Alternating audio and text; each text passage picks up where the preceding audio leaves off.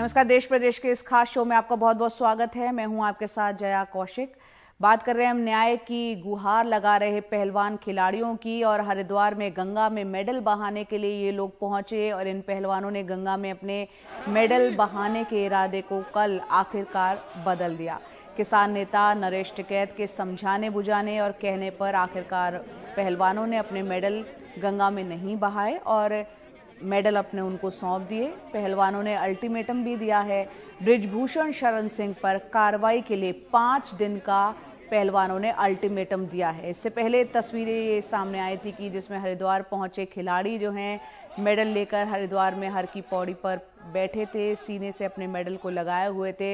एक खिलाड़ी के लिए पूरी जिंदगी की पूंजी उसकी वो मेडल होती है जो कि देश के सम्मान के लिए वो हासिल करते हैं।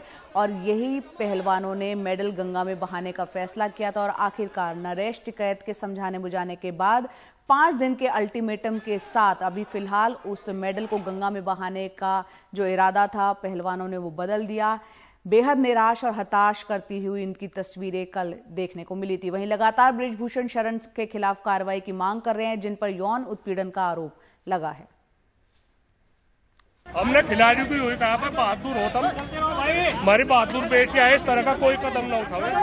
बड़ी मेहनत है, पदक जीत कर लिया रखे, भारत का सम्मान है, भारत का वो है और ऐसा कोई कदम न उठावे तो वे हमारी बात मान गई। कार्य योजना क्या रहेगी? मेडल आपने ले लिए हैं उनसे, अब आगे क्या रहेगा आपका अगला कदम? देखो ये होगी बातचीत। कुछ बैठक की बात कही जा रही है कि बैठक की जाएगी। नहीं, सब बैठक तो होगी और हम चुप थोड़ा ही बैठेंगे। कब तक होगी बैठक? कब तक होगी? 5 दिन का समय है, इसमें 5 दिन के अंदर होगी। अच्छा, सभी खाप होंगे इसमें या किसानों की होगी ये बैठक? नहीं, सभी खाप चौधरी है जिम्मेदार, सर्व जाति है, कोई एक बिरादरी की नहीं। आगे देखिए होता है क्या। जांच तो करने दीजिए, जांच तो होने दीजिए ना। अब तो हमारे हाथ में खेल है नहीं, अब तो दिल्ली पुलिस के हाथ में है जांच चल रही है। अब उसमें हम उनकी क्या मदद कर सकते हैं। अब आज मेडल फेंकने गई थी, मेडल मतलब डालने के लिए गई थी, फिर गंगा जी में, अब गंगा जी के बजाय टिकैत को दे दी, तो ये उनका स्टैंड, हम क्या कर सकते हैं। नरेश टिकैत सीधे तौर पे कह रहे हैं वो हमारा नहीं, बस हमारा एक जो कह दिया गिरफ्तारी, अगर गलत पाया जाऊंगा गिरफ्तारी हो जाएगी, क्या दिक्कत है। और बात करते हैं हम राजस्थान की सियासत की। सोमवार को कांग्रेस अध्यक्ष मल्लिकार्जुन खड़गे और राहुल गांधी ने राजस्थान विवाद सुलझाने की कोशिशें की। दोनों नेताओं ने मुख्यमंत्री अशोक गहलोत और सचिन पायलट के साथ एक बैठक भी की। ये बैठक करीब 4 घंटे तक चली थी, जिसके बाद कहा गया कि राजस्थान में सब कुछ चुनाव, दोनों मिलकर चुनाव लड़ेंगे, सब कुछ सुलझा लिया गया है। लेकिन कई सवाल हैं जिनके जवाब मिलने अभी भी बाकी हैं। देखते हैं इस रिपोर्ट में। अशोक गहलोत और सचिन पायलट युद्ध पे विराम लगाने की कोशिश में कांग्रेस, लेकिन अब भी सुलग रहे हैं सवाल। सूत्रों के अनुसार 4 घंटे की इस बैठक में पावर शेयरिंग फॉर्मूला पे कोई सहमति नहीं बन पाई। दोनों अशोक गहलोत और सचिन पायलट दिल्ली से राजस्थान लौट गए हैं। जाते जाते मुख्यमंत्री अशोक गहलोत ने ये बयान दिया। सचिन सहयोग करेंगे सर, सचिन सहयोग करेंगे। क्यों नहीं करेंगे भाई? सब क्या भरोसा दिया है उन्होंने? देखते हैं कि ये विश्वास दिया गया है, हाईकमान ने विश्वास हम पे किया है, हम आगे करेंगे, सब मिलके चलेंगे तो सरकार हमारी आएगी। और पार्टी में हम अगर वफादारी से रहे आज तक, आगे भी रहेंगे। तो सोनिया गांधी ने एक बार कहा था इस अधिवेशन के अंदर, जो धैर्य रखता है उनको कभी न कभी चांस मिलते ही मिलते हैं। धैर्य रखोगे तो पार्टी में कभी कभी आपको मौके मिलेंगे, अवसर मिलेंगे काम करने के। पहले मिले भी है, आगे भी मिलेंगे, इतना कैसा। लेकिन दिल्ली की बैठक से साफ है कि पार्टी हाईकमांड पायलट को भी साथ लेकर चलना चाहती है। लेकिन पायलट और गहलोत के बीच आपसी खींचतान में ये फोटो ऑप क्या सुलह कर पाएगी, ये देखना आगे है। पायलट ने 31 मई का समय दिया है, नहीं तो आंदोलन की चेतावनी। और ऐसे में राजस्थान में अगले 48 घंटे बहुत अहम रहेंगे कांग्रेस की दिशा तय करने के लिए। दिल्ली से उमाशंकर सिंह के साथ जयपुर से हर्षा कुमारी सिंह, एनडीटीवी इंडिया।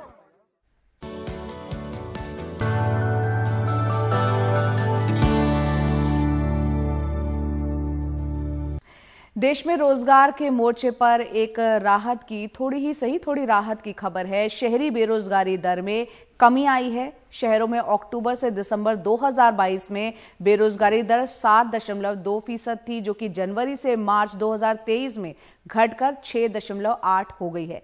ये जो आंकड़े हैं वो सांख्यिकी मंत्रालय की ताजा रिपोर्ट में बताए गए हैं। देश में इस साल जनवरी से मार्च के बीच शहरी इलाकों में बेरोजगारी दर घट गई। सांख्यिकी मंत्रालय की तरफ से जारी नेशनल सैंपल सर्वे ऑफिस की ताजा पीरियोडिक लेबर फोर्स सर्वे में ये बात सामने आई है। जनवरी मार्च 2022 के दौरान देश के शहरी इलाकों में बेरोजगारी दर 8.2% थी, जो जनवरी मार्च 2023 में घटकर 6.8% हो गई। हालांकि पुरुषों में बेरोजगारी दर 6% रही, जबकि महिलाओं में ये 9.2% के ऊंचे स्तर पर रही। ये नतीजे देश भर के 44,982 शहरी परिवारों और 1,72,089 व्यक्तियों के सर्वे में सामने आए हैं। अर्थशास्त्री वेद जैन कहते हैं, हाल के महीनों में आर्थिक गतिविधियां काफी बढ़ गई हैं और आर्थिक विकास के साथ ही रोजगार के अवसर भी। जो आंकड़े आए हैं उससे लगता तो है कि रोजगार की चुनौती कम हुई है, क्योंकि जो एक पीरियड पे 8.2 तक पहुंच गया था और वो घट के फिर 7.2 आया और अब 6.8 हो गया, तो फर्क तो बहुत पड़ा है। लेकिन ये मान के चलना पड़ेगा कि 6.8 भी अपने आप में देश के लिए ज़्यादा है और जैसे हमारी इकोनॉमी ग्रो कर रही है तो हमें कोशिश करनी चाहिए इसे बिलो 5% लाने की। काउंसिल ऑफ सोशल डेवलपमेंट के डायरेक्टर नित्यानंद कहते हैं, काम मांगने या काम के लिए उपलब्ध महिला वर्करों की संख्या कुछ बढ़ी जरूर है, लेकिन पुरुषों के मुकाबले महिलाओं में बेरोजगारी दर का ज्यादा होना चिंता की बात है। कोरोना संकट के दौरान जो लॉकडाउन लगा था उसका रोजगार पर बहुत ज्यादा असर पड़ा था।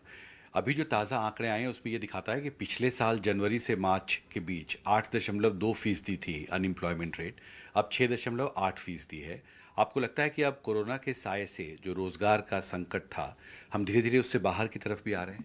लगता तो है थोड़ा सा हम बाहर की तरफ आ रहा है, बट जो बता रहा था यंग में अनएम्प्लॉयमेंट है, तो कुछ सवाल वहाँ बने हुए हैं। शायद हम लोग बाहर आ चुके हैं मोरलेस। भारत दुनिया में सबसे तेजी से आगे बढ़ने वाली अर्थव्यवस्थाओं में बना हुआ है। ऐसे में उम्मीद करनी चाहिए कि आने वाले समय में रोजगार के मोर्चे पर चुनौती और कम होगी। दिल्ली से कैमरा पर्सन जेवियर के साथ हिमांशु शेखर, एनडीटीवी इंडिया।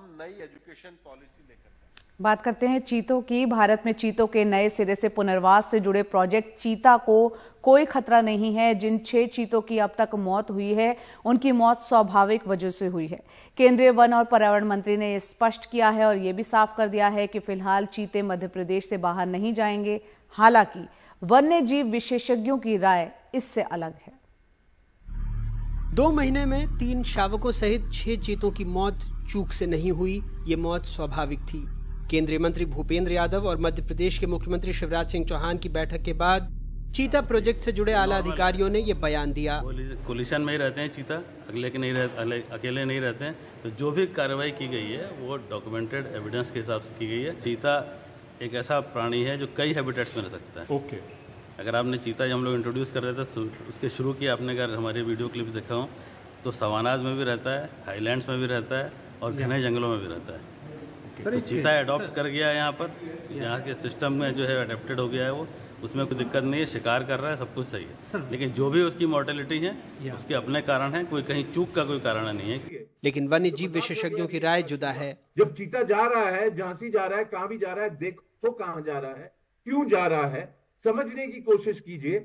और जो विशेषज्ञ हैं वो इंडिपेंडेंट विशेषज्ञ से एक थिंक टैंक, राउंड टेबल बनाइए, समस्या का ध्यान लगाइए, देखिए कि पिंजरा में रहना है, लार्ज इंक्लोजर में लेना है, कहां आपको रखने हैं, पर और चीता नहीं मरने चाहिए। जो भी है अपोजिंग व्यू और सपोर्टिव व्यू दोनों को मिलाना है, एक टीम अप्रोच लेना है और इसकी जो हल है वो उसमें होगी।